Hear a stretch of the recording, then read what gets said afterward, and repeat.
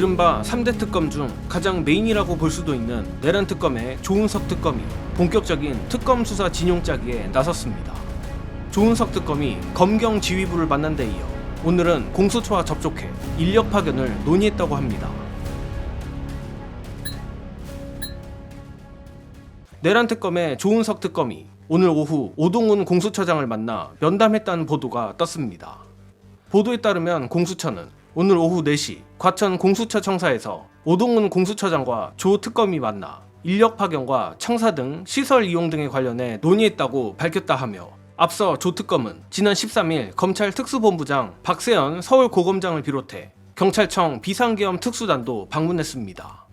물론 이때도 조 특검은 기존 비상계엄 사태를 수사했던 검경 지휘부를 만나 수사 상황을 공유받고 시설 이용과 인력 파견을 논의하는 등 오늘 공수처와 한 논의와 비슷한 논의를 한 것으로 보입니다만 사실 내란 수계 윤석열에 대한 수사는 거진 공수처와 경찰이 전담했던지라 조 특검의 공수처 방문은 특히 더 의미가 있는 것 같습니다. 안 그래도 작년 12월 중순경 검찰은 김용현을 비롯한 나머지 피의자들에 대한 수사만 이어가겠다며 윤석열과 이상민 전 행안부 장관을 공수처에 이첩한 바 있는데 당시 많은 시민들이 우려했던 지점은 내란죄 수사권도 없는 검찰이 윤석열을 수사 기소하여 법원으로부터 공소가 원천 무효라는 판단을 받으려는 것 아니냐는 것이었고 그 원성에 검찰은 등 떠밀리듯 사건을 넘기게 된 것입니다. 그리고 아니나 다를까 검찰은 군조직만 수사했지 검찰 스스로에 대해선 당연히 수사한 바 없고 내란의 본거지 대통령실조차 제대로 수사하지 않았습니다. 그렇게 조은석 특검이 13일 검찰 특수본을 방문하긴 했지만 냉정히 말해 조 특검이 검찰로부터 우리가 기대하는 정보는 얻지 못했으리라 보며 그나마 경찰 특수단 또는 오늘 방문한 공수처장과의 면담이야말로 의미가 있었다고 추정하는 것입니다. 게다가 해당 소식과 더불어 조 특검이 대한변호사협회에 17일까지 특검보 후보 추천을 요청했다는 보도도 떴는데 이를 미루어 보면 생각보다 내란 특검 인력 구하기가 쉽지 않은 것 같습니다. 고로 앞선 검찰의 태도 등과 이 보도를 연결지어 생각해보면 검찰이 내란 특검의 비협조적인 태도가 아닌지 또는 그저 형식적인 협조만 하는 건 아닌지 의심해볼 만하고 그렇기에 검찰과 달리 내란 수사에 대한 의지가 충만한 공수처와 조 특검의 만남이 더 기대되는 것입니다. 역시 이는 특검이 어떻게 구성되는지 더 지켜보고 판단할 문제이긴 하나 인력 파견에 대해 조 특검이 공수처장과 논의했다는 부분이 특히 기대됩니다. 앞서도 말했지만 검찰은 지난 내란 수사부터 윤석열 탈옥 방치까지 의지부터도 의심스러운 반면 공수처는 검찰과 다르기 때문입니다. 그렇기에 내란 특검이 내란죄 관련 윤석열에 대한 자료와 더불어 해당 수사에 참여한 인력까지 파견을 받게 되면 더욱 시너지를 낼 수 있을 전망입니다. 다만 정예능의 바람대로 되리라고는 확신할 수 없습니다. 무엇보다 공수처는 고질적인 인력난에 시달리고 있고 최근 공수처 검사 7명을 충원했다고 하나 여전히 공수처에 접수된 고발 사건들에 비해 인원이 턱없이 부족합니다. 조은석 특검이 이러한 녹록지 않은 상황을 잘 이겨내야 할 텐데 그럼에도 불구하고 저 개인적으로는 공수처 검사, 수사관이 내란 특검에 소수로라도 들어갔으면 합니다.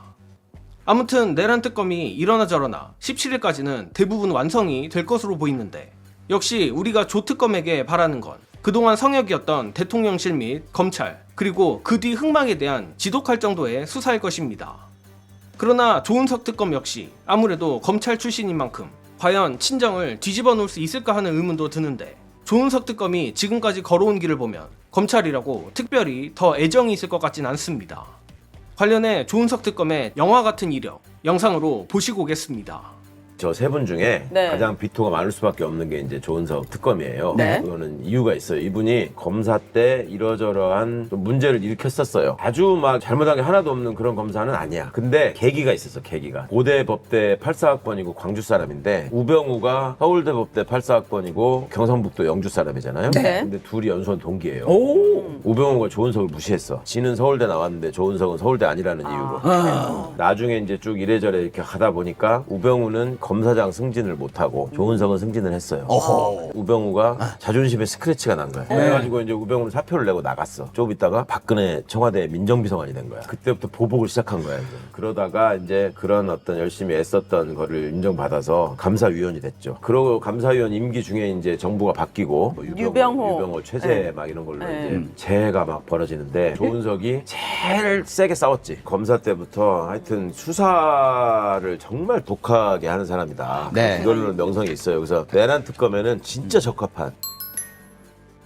조은석 특검은 좋은 의미든 나쁜 의미든 그야말로 칼잡이라는 말이 딱 어울리는 사람이라고 보입니다.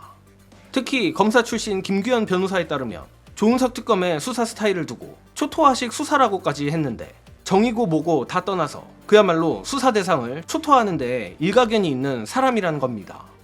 그 폭탄 같은 칼이 평화로운 시기라면 자칫 윤석열 같은 괴물이 될 수도 있지만 민주주의를 파괴하는 내란범들에게는 그런 칼을 쓸 수밖에 또 써야만 합니다. 따라서 조은석 특검이 저 내란 세력에 한해서는 그야말로 도륙을 낼 각오를 해주길 바라고 또한 지금껏 윤석열을 수사했던 공수처와도 효율적인 공조를 통해 반드시 저 내란 세력을 박멸시켜주기를 기대합니다. 이번 소식은 여기서 마칩니다. 영상 봐주신 여러분 감사합니다.